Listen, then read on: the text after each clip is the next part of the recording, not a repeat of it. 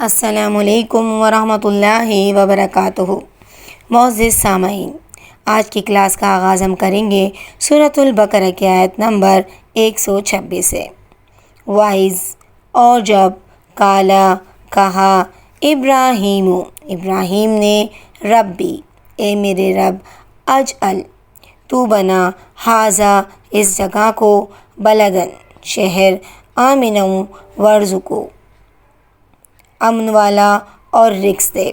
اہلہ اس کے باشندوں کو من الثمراتی پھلوں سے من جو آمنا ایمان لایا منہم ان میں سے باللہ اللہ کے ساتھ والیوم الآخری اور یوم آخرت پر قولا کہا ومن اور جس نے کفرا کفر کیا فأمتیہ تو میں فائدہ دوں گا اسے قلیلاً تھوڑا سا ثم پھر استرہ میں مجبور کروں گا اسے الی عذاب النار جہنم کی عذاب کی طرف وبئس المصیر اور بری ہے وہ پھرنے کی جگہ۔ جب ابراہیم نے کہا اے پروردگار اے میرے رب تو اس جگہ کو امن والا شہر بنا اور یہاں کے باشندوں کو جو اللہ تعالیٰ اور قیامت کے دن پر ایمان رکھنے والے ہیں پھلوں کی روزیاں دے۔ اللہ تعالیٰ نے فرمایا میں کافروں کو بھی تھوڑا فائدہ دوں گا پھر انہیں آگ کے عذاب کی طرف پھیر دوں گا، بس کر دوں گا، یہ پہنچنے کی جگہ بری ہے۔ اللہ رب العزت نے حضرت ابراہیم علیہ السلام کی یہ دعائیں قبول فرمائیں۔ یہ شہر امن کا گہوارہ بھی ہے اور وادی غیر ذی زرع یعنی غیر کھیتی ہونے کے باوجود اس میں دنیا بھر کے پھل موجود ہیں۔ یہاں ہر قسم کے غلے کی فراوانی ہے جسے دیکھ کر انسان حیرت اور تعجب میں مبتلا ہو جاتا ہے۔ وائز اور جب یرفعو بلند کر رہے تھے ابراہیم القواعد ابراہیم بنیادیں من البیتی بیت اللہ کی و اسماعیل اور اسماعیل ربنا اے ہمارے رب تقبل تو قبول کر منا ہم سے انکا انتا یقیناً تو ہی سمیع العلیم خوب سننے والا اور جاننے والا ہے۔ ابراہیم علیہ السلام اور اسماعیل علیہ السلام کعبے کی بنیاد اور دیواریں اٹھاتے جاتے اور کہتے جاتے کہ ہمارے پروردگار تو ہم سے قبول فرما، تو ہی سننے والا اور خوب جاننے والا ہے۔ ربنا اے ہمارے رب وجعلنا اور تو بنا ہمیں مسلمینی فرما بردار لکا اپنا ومن ذریاتنا اور بنا ہماری اولاد سے امتاً ایک جماعت مسلماتاً فرما بردار لکا اپنی وآرنا اور سکھا ہمیں مناسکنا ہماری عبادت کے طریقے وتب اور توجہ فرما علینا ہم پر انکا انتا یقیناً تو ہی التواب الرحیم بہت زیادہ توبہ قبول کرنے والا نہایت رحم کرنے والا ہے۔ اے ہمارے رب ہمیں اپنا فرما بردار بنا لے اور ہماری اولاد میں سے بھی ایک جماعت کو اپنی اطاعت گزار رکھ اور ہمیں اپنی عبادتیں سکھا اور ہماری توبہ کو قبول فرما، تو توبہ قبول فرمانے والا اور رحم کرنے والا ہے۔ ربنا اے ہمارے رب وابعث اور تو بھیج فیہم ان میں رسولم منہم ایک رسول انہی میں سے یتلو وہ تلاوت کرے علیہم ان پر آیاتکا تیری آیات ویعلمہم الکتاب اور سکھائے ان کو کتاب والحکمت اور حکمت ویزکیہم اور پاک کرے ان کو انکا انت العزیز الحکیم بلا شبہ تو ہی نہایت غالب اور حکمت والا۔ اے ہمارے رب انہی میں سے ایک رسول کو بھیج جو ان کے پاس تیری آیاتیں پڑھیں، انہیں کتاب اور حکمت سکھائے اور انہیں پاک کرے، یقیناً تو غالب اور حکمت والا ہے۔ یہاں کتاب سے مراد قرآن مجید اور حکمت سے مراد حدیث مبارکہ ہے۔ تلاوت آیات کے بعد تعلیم کتاب و حکمت کے بیان سے معلوم ہوتا ہے کہ قرآن مجید کی نفس تلاوت بھی مقصود اور باعث اجر و ثواب ہے۔ اس لیے اگر ہمیں ان کا معنی اور مفہوم سمجھ میں آ جائے تو سبحان اللہ، یہ سونے پر سہاگا والی بات ہے۔ لیکن اگر قرآن کا ترجمہ اور مطلب نہیں آتا تب بھی اس کی تلاوت میں کسی بھی قسم کی کوتاہی جائز نہیں ہے۔ تلاوت خود ایک نیک عمل ہے، لیکن ہمیں اس کے مطلب اور مفہوم کو بھی سمجھنے کی کوشش کرنی چاہیے۔ ومن اور کون یرغب ان بے رغبتی کرتا ہے ملت ابراہیم سے، الا من سوائے اس شخص کے جس نے صفاہا نادانی کی نفسہ اپنے نفس میں،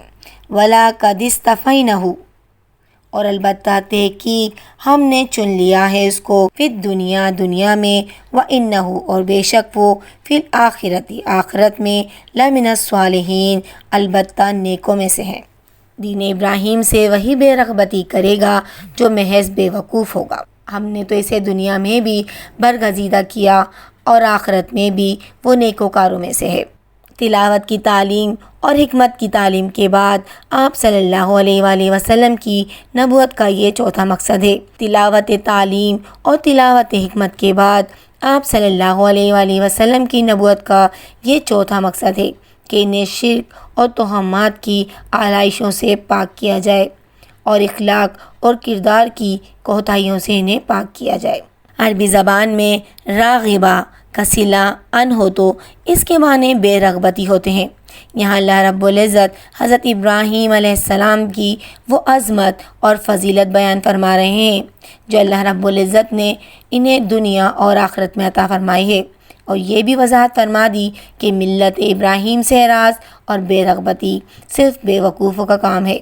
کسی عقل مند سے اس کا تصور نہیں کیا جا سکتا۔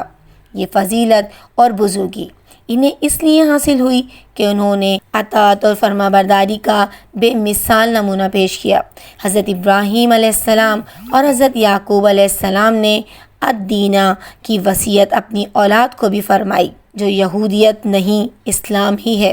جیسا کہ یہاں بھی اس کی صراحت موجود ہے اور دیگر مقامات پر اس کی تفصیل بیان کی گئی ہے، جیسے ان الدین عند اللہ الاسلام، یہ سورہ آل عمران کی آیت ہے کہ اللہ رب العزت کے نزدیک دین اسلام ہی ہے۔ وائز اور جب کالا کہا لہو ابراہیم سے ربہ اس کے رب نے، اسلم تو فرما بردار ہو جا، کالا اس نے کہا، اسلم تو میں فرما بردار ہو گیا،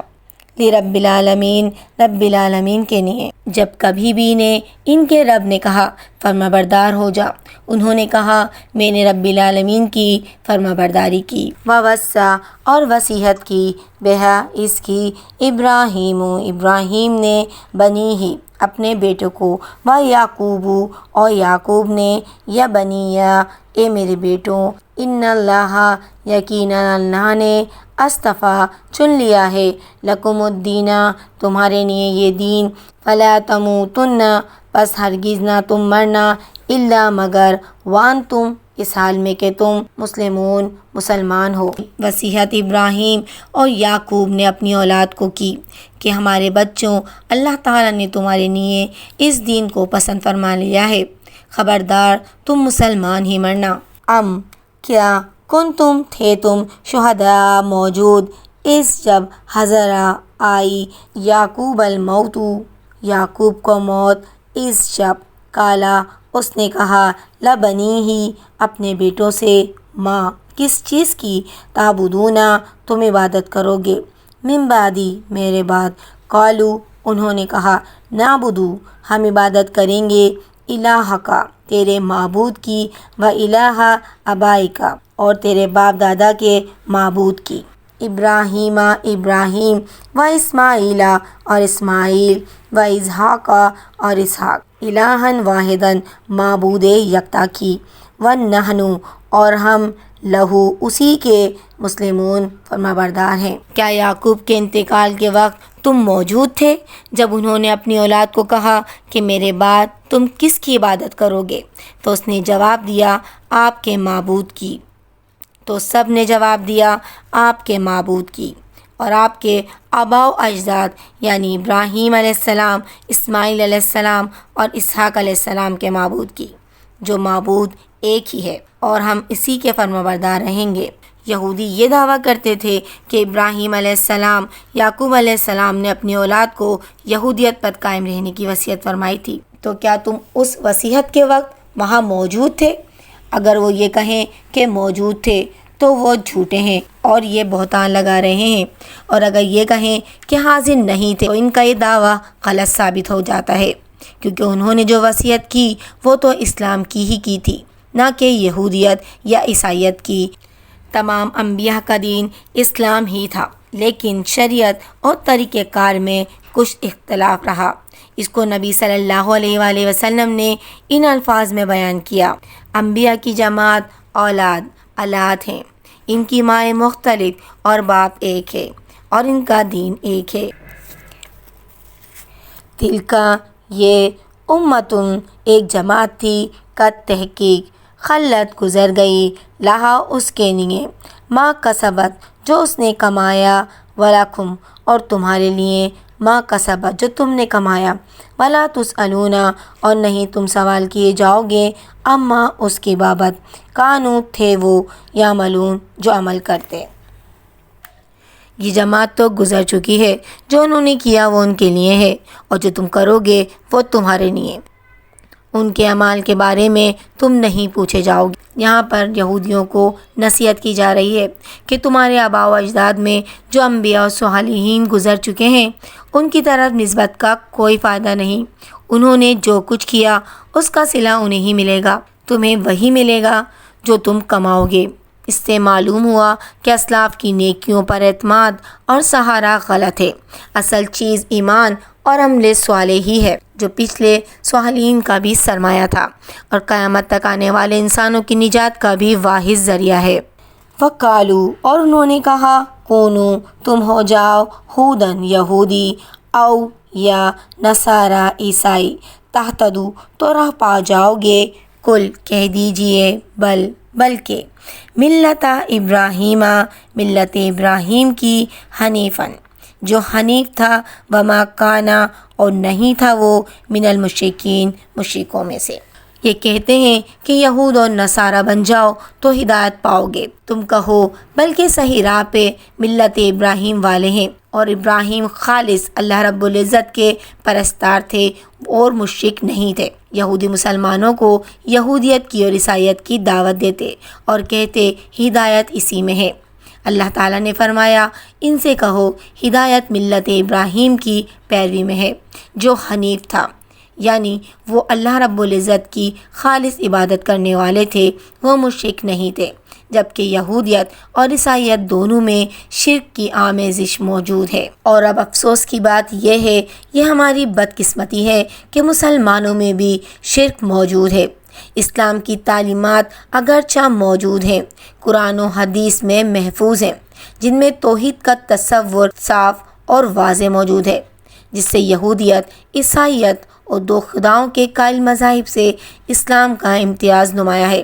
لیکن مسلمانوں کی ایک بہت بڑی جماعت کے اعمال اور عقائد میں جو مشرکانہ چیزیں آ گئی ہیں، اس نے اسلام کے امتیاز کو دنیا کی نظروں سے اوجھل کر دیا ہے، کیونکہ غیر مذاہب کے لوگ قرآن و حدیث کو نہیں پڑھتے، وہ مسلمانوں کے عمل کو دیکھ کر ان کے مذہب کا اندازہ لگاتے ہیں، اور بدقسمتی یہ ہے کہ وہ مسلمان جو شرک کرتے ہیں، انہیں جب غیر مسلم دیکھتے ہیں تو انہیں خود میں اور ان میں کوئی فرق نظر نہیں آتا۔ اللہ رب العزت ہمیں کفر اور شرک کی گندگی سے محفوظ رکھے اور ہمیں قرآن اور حدیث پر عمل کرنے والا بنائے، آمین یا رب العالمین۔